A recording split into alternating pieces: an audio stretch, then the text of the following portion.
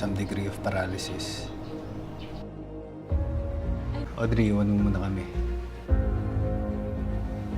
Tangin na naman, Shard eh! Yan ba sagot mo sa lahat? Sir, wala akong boyfriend. Ba? Para ako nakikipag-usap sa bata. Ako nagpapaligaya sa'yo. Ako nag-aanyaga sa'yo. Stan! Bayaran mo yan!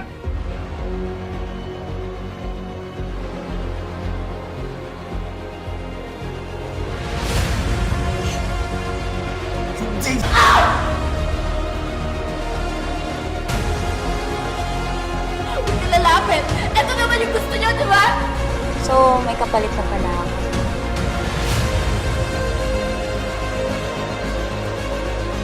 Hindi mo kilala ang asawa mo.